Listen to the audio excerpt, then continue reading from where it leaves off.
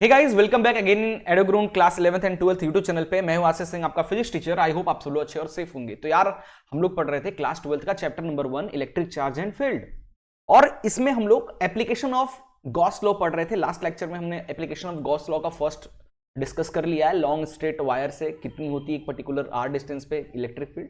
Now आज हम लोग पढ़ने वाले हैं इस वीडियो में, that is application of Gauss law का second part, that is electric field due to uniform charged infinite plane sheet. ठीक है, अब हम एक इनफाइनाइट प्लेन शीट लेंगे और उस प्लेन शीट से एक पर्टिकुलर डिस्टेंस पे हम क्या निकालेंगे, इलेक्ट्रिक फील्ड की वैल्यू कैलकुलेट करना चाहेंगे। ठीक है, तो before going to start the video, first आपको कुछ इंफॉर्मेशन देना था यहाँ पे मेरे को कि हमारी जो वेबसाइट है school.edugrown.in, यहाँ क्लास 12 से कुछ कंटेंट हमने अपलोड कर रखा है। आप देख सकते हो यहाँ पे क्लास 12 के लिए काफी इंटरेस्टिंग कंटेंट और बहुत ही चीपेस्ट प्राइस में आप देख सकते हो 35 रुपीज में आपको क्लास 12 के full notes, practice question, assertion reasoning, case based, short answer, long answer with solution सब कुछ मिल रहा है। 25 रुपए में आपको यहाँ पे प्रीवियस 15 साल के पेपर मिल रहे हैं विद सॉल्यूशंस। 20 रुपए में आपको फिजिक्स के मास्टर कार्ड, माइंड मैप और फॉर्मूला सेक्टर पूरा मिल रहा है। इसके अलावा फिजिकल एजुकेशन का, मैथमेटिक्स का, बायोलॉजी, केमिस्ट्री की भी ये सारी चीजें अवेलेबल हैं। तो आप लोग एक बार जरूर चेकआउट कीजिएगा वेबसाइट पे। बाकी अगर आपको मेरे इस चैप्टर के free notes, handwritten notes वगैरह चाहिए तो उसका भी लिंक आपको डिस्क्रिप्शन में मिल जाएगा। हम वेबसाइट पे फ्री कंटेंट भी अवेलेबल कराते हैं और कुछ पेड भी रहता है। ठीक है, तो चलिए आज का लेक्चर स्टार्ट करते हैं।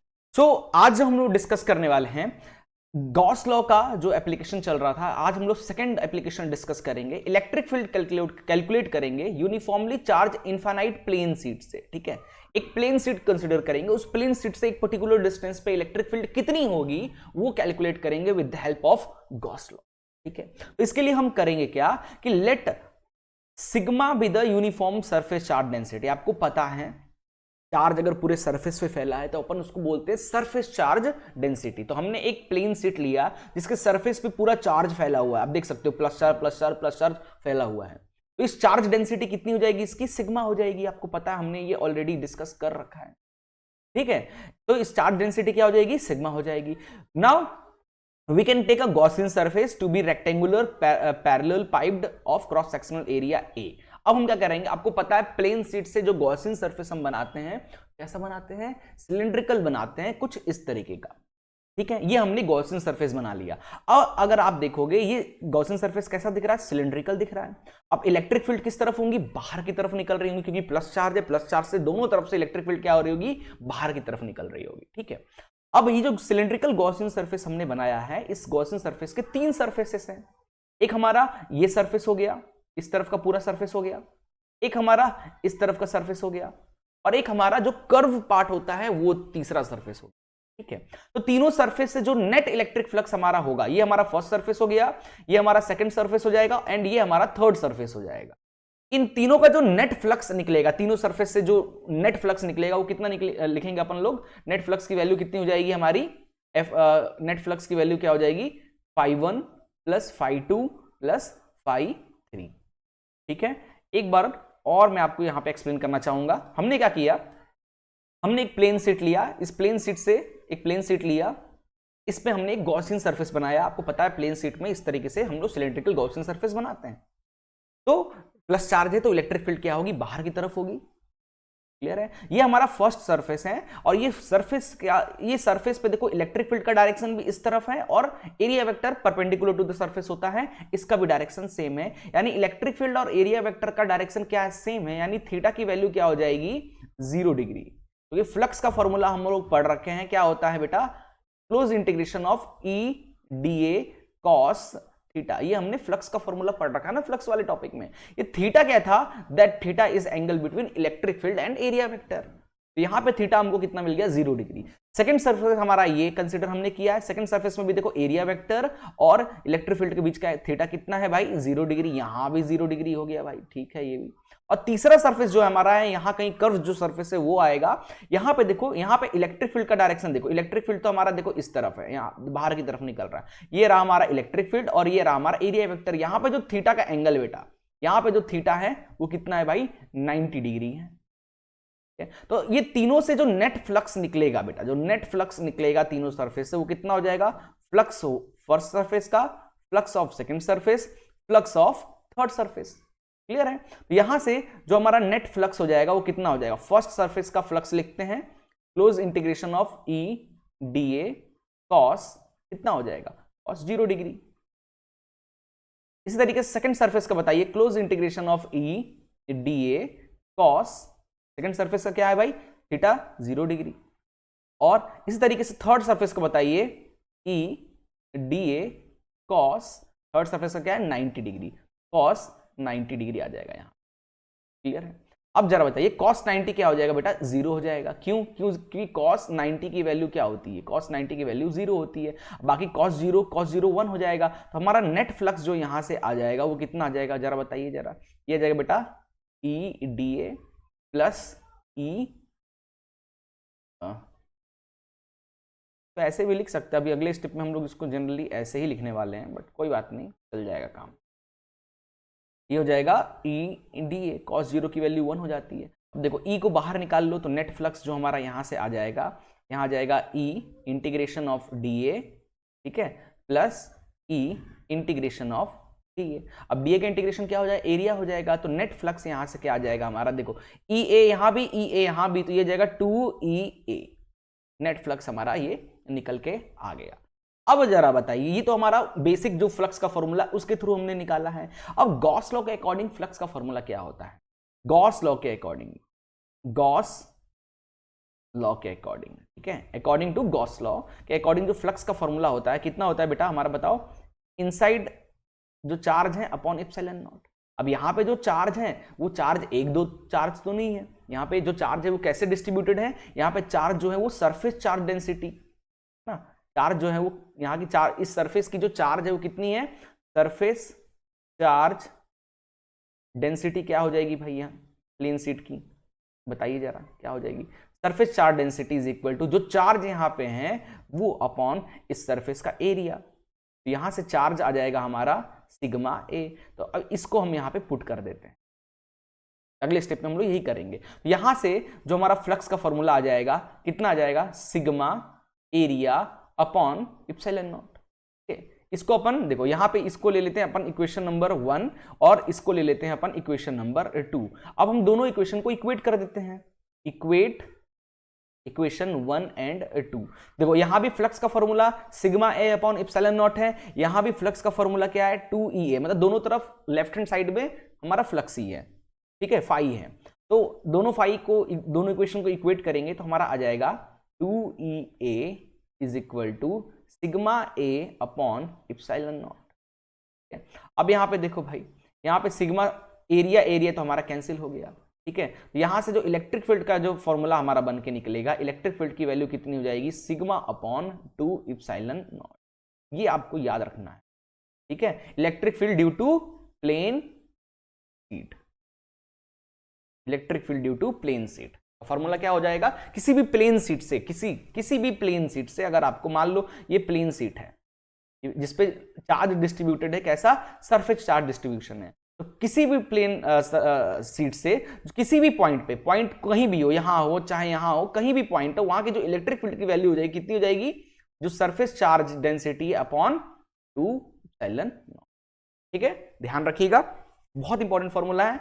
एक इसी के अंदर इसके कुछ पार्ट्स आते हैं जिसको डिस्कस करते हैं, जहां से खूब सारे न्यूमेरिकल बनते हैं, ठीक है। आइए सबसे पहले देखो, electric field due to infinite parallel plane sheet में कुछ कंडीशंस ले रहे हैं। यहां पे हम लोग इस बार क्या कर रहे हैं, दो पैरेलल प्लेन शीट ले रहे हैं, ठीक है। इस बार हम लोग एक, अभी डेरिवेशन तो हमने एक शीट से दिखाया, एक शीट से किसी भी पॉइंट पे इलेक्ट्रिक फील्ड की वैल्यू क्या है, एक शीट से जिसपे सिग्मा प्लस चार्ज डेंसिटी भरी हो, उससे किसी भी पॉइंट पे इलेक्ट्रिक फील्ड की वैल्यू कितनी हो जाती है बेटा, सिग्मा अपॉन 2 एप्सिलॉन नॉट।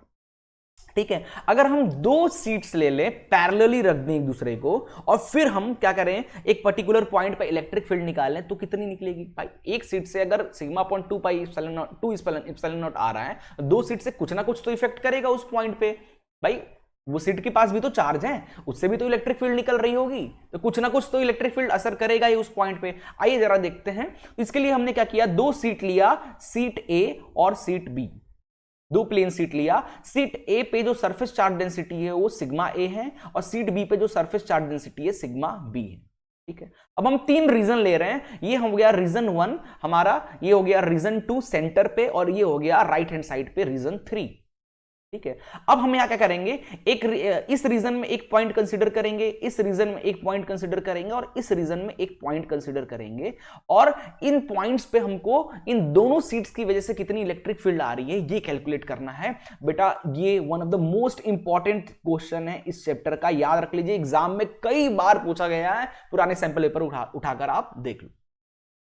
ठीक है, अभी एक क्वेश्चन भी कराऊंगा आपको, डोंट वरी। चलिए, तो सबसे पहले अपन करते हैं रीजन 1 के लिए कैलकुलेट करते हैं। तो देखो रीजन 1 के लिए हम क्या करेंगे, अच्छा इस जो सीट ए है, सीट ए से रीजन 1 पे इलेक्ट्रिक फील्ड बाहर की तरफ निकलेगा, तो एक डायरेक्शन मिल गया। सीट ए से इलेक्ट्रिक फील्ड ब्लू कलर से दिख रहा है आपको, बाहर की तरफ मिल गया। ठीक है, अच्छा सीट बी की वजह से, सीट बी भी पॉजिटिव चार्ज है, इससे भी इलेक्ट्रिक फील्ड हमको क्या मिलेगा, इससे भी इलेक्ट्रिक फील्ड हमको बाहर की तरफ ही मिलेगा। यानी रीजन 1 में जो इलेक्ट्रिक फील्ड है वो बाहर की तरफ ही है, मतलब लेफ्ट हैंड साइड है, तो लेफ्ट हैंड साइड है। अब क्या करो, अब आपको यहां पे डायरेक्शन कंसीडर करना है कि भाई जैसे अपन क्लास 11th में नहीं करते थे, अपन फोर्स के लिए इसको प्लस मान लो तो अपोजिट को माइनस मानते थे, इसी तरीके से मैं क्या कर रहा हूं, आपको जो मना कर लो आंसर वही आएगा आप जब कैलकुलेट करोगे। मैं क्या कर रहा हूं ना, इधर के डायरेक्शन को राइट हैंड साइड के डायरेक्शन को मैं पॉजिटिव मान रहा हूं। इस तरफ की इलेक्ट्रिक फील्ड जितनी होगी उसको मैं पॉजिटिव मानूंगा, और इसके अपोजिट जो इलेक्ट्रिक फील्ड्स होंगी, जिसके अपोजिट इलेक्ट्रिक फील्ड होंगी, उनको मैं नेगेटिव कंसीडर करूंगा। अब इसको देखो, यहां पे ई ए और ई बी क्या है, इस डायरेक्शन में है, लेफ्ट हैंड साइड में है। ठीक है, तो हम इसको क्या कंसीडर करेंगे, यह नेगेटिव इलेक्ट्रिक फील्ड कंसीडर करेंगे।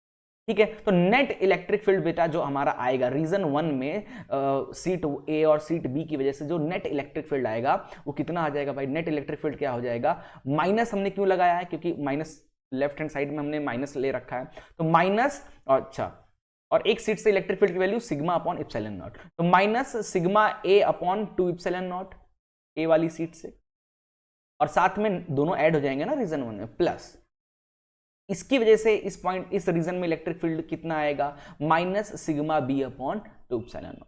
ठीक है, यहां पे देख लो, यहां माइनस एक दो माइनस माइनस, ये देखो ये प्लस माइनस माइनस, और ये माइनस माइनस प्लस, तो एक माइनस बाहर निकल जाएगा। ठीक है, तो यहां पे आ जाएगा 1/2 epsilon not common, minus 1/2 epsilon not common ले लो, sigma A plus sigma B हमारा बचेगा। ये फॉर्मूला हो गया भाई, ये फॉर्मूला बन गया। ठीक है, तो देखो ये कोई डेरिवेशन नहीं है, ये बेटा ये कोई डेरिवेशन नहीं है, ये बस आपको एक तरीका बता रहा हूं कि अभी क्वेश्चन आएगा ना तो मैं इस तरीके से फॉर्मूलाज को यूज करूंगा। ठीक है, तो आप फिर घबराना मत, अभी क्वेश्चन आएगा तब घबराने का नहीं बिल्कुल भी। ठीक है, चलो तो क्लियर हो गया कि इस रीजन में किस तरीके से नेट इलेक्ट्रिक फील्ड हमने कैलकुलेट किया, इस तरीके से, और यहां पे वैल्यू क्या आ गई, -1/2 epsilon naught sigma A plus sigma B. Clear है, प्लस में भी आ सकता है अगर आप उस डायरेक्शन को प्लस मानोगे तो। ठीक है, चलिए अभी चलते हैं सेकंड रीजन में कैलकुलेट करते हैं। तो ये अब हम लोग फर्स्ट रीजन का कैलकुलेट कर लिए हैं, अब सेकंड रीजन के लिए कैलकुलेट करते हैं। तो ये रहा हमारा, हमने फिर से एक सीट ए कंसीडर किया जिसपे surface charge density sigma B है, सिग्मा ए है, एक सीट हमने बी लिया, surface charge density sigma B है।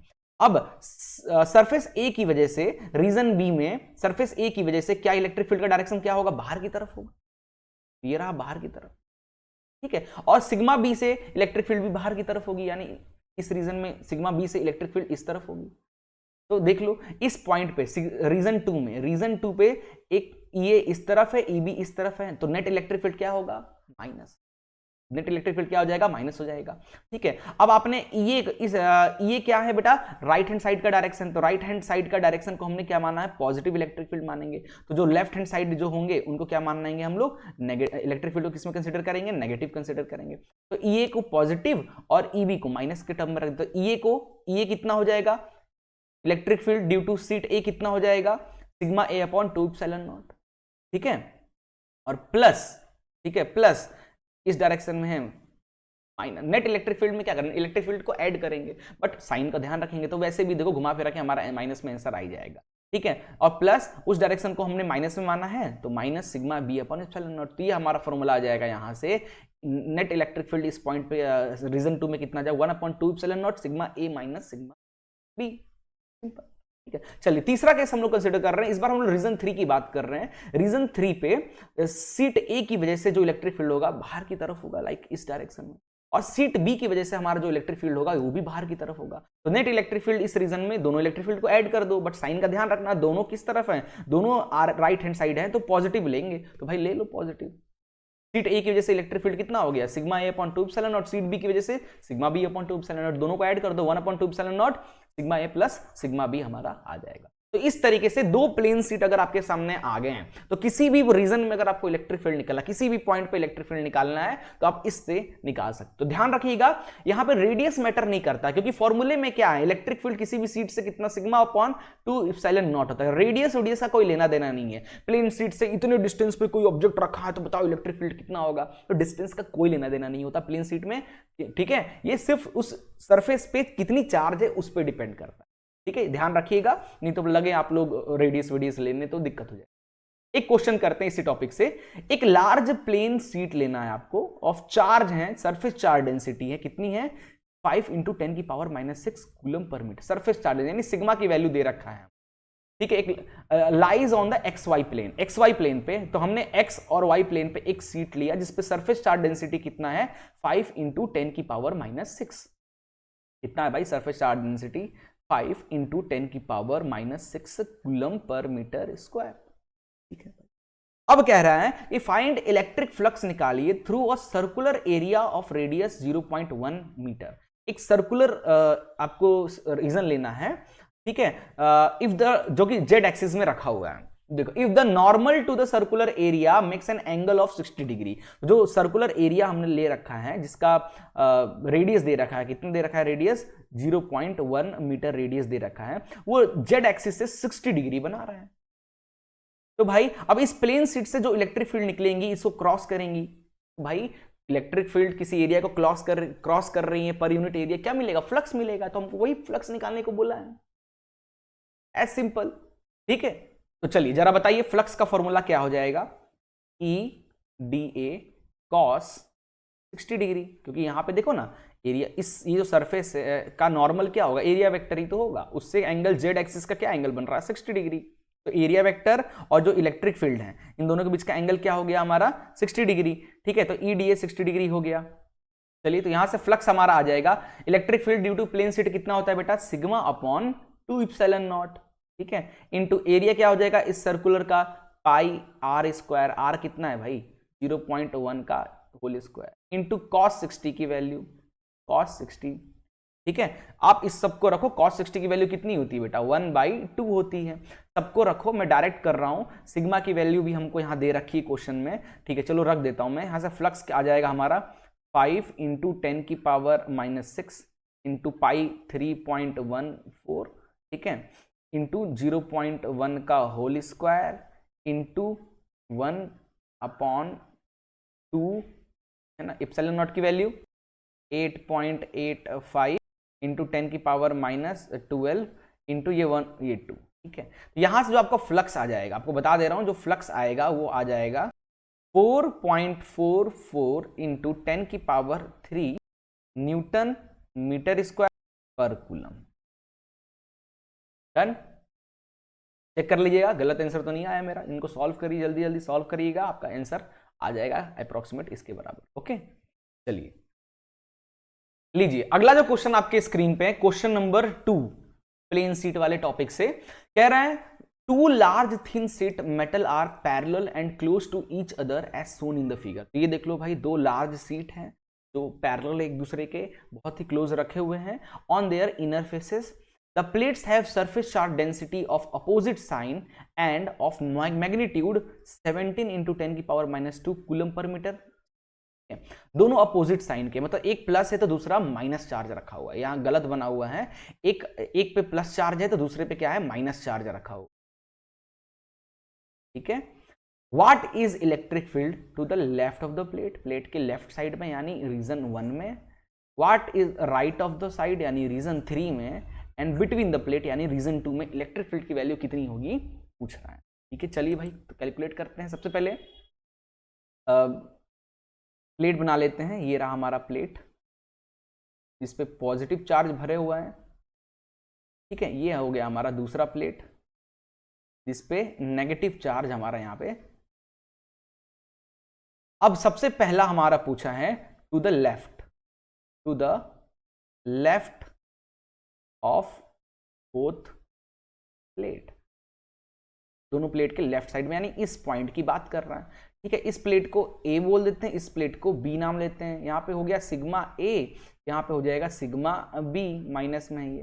ठीक है, चलिए, तो सिग्मा ए की वजह से प्लस चार्ज है तो बाहर की तरफ, तो यहाँ पे जो इलेक्ट्रिक फील्ड होगी वो ई ए हमको बाहर की तरफ मिलेगा।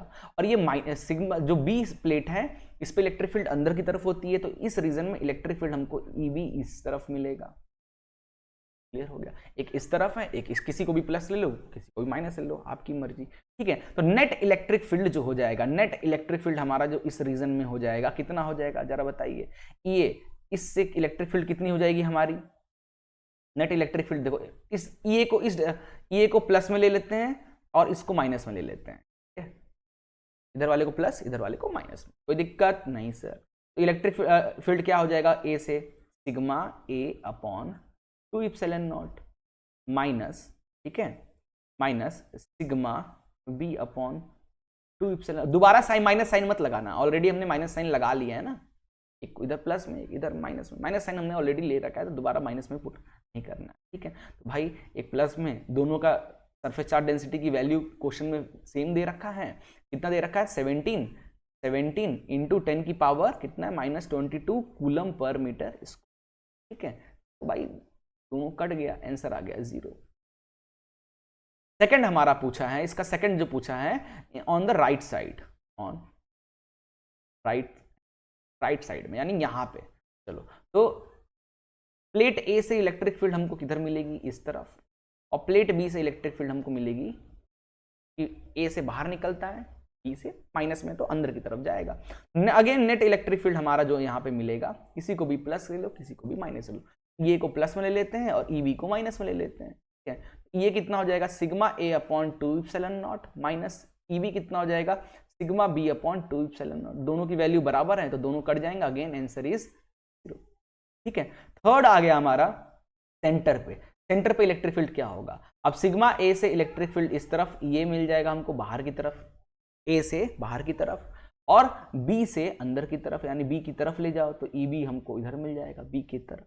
नेट इलेक्ट्रिक फील्ड हो जाएगा, देखो दोनों का डायरेक्शन सेम है यहाँ पे, तो हमारा ई ए प्लस ई बी हो जाएगा। ठीक है, तो यहाँ आ जाएगा सिग्मा ए upon 2 epsilon naught plus sigma B upon 2 epsilon naught. ठीक है, तो यहाँ पे कितना हो जाएगा भाई, यहाँ पे आ जाएगा हमारा,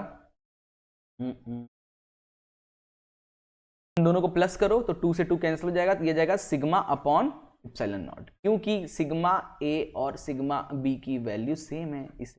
ठीक है, ये आ गया। अब इलेक्ट्रिक फील्ड यहाँ से सिग्मा की वैल्यू कितना दिया है 17 इंटू 10 की पावर -22 अपॉन इप्सिलॉन नॉट की वैल्यू 8.85 इंटू 10 की पावर -12। ठीक है, सॉल्व करोगे तो आंसर आएगा 1.92 इंटू 10 की पावर -10 न्यूटन पर इलेक्ट्रिक फील्ड है ना। ठीक है, तो ये आंसर आएगा। इस तरीके से हम लोग को ये चीज करना है। आई होप आपको ये क्वेश्चन क्लियर हो गया होगा। मिलते हैं नेक्स्ट वीडियो में एक नया टॉपिक, और देखा जाए तो चैप्टर का लास्ट टॉपिक और हमारा ये चैप्टर। ओके।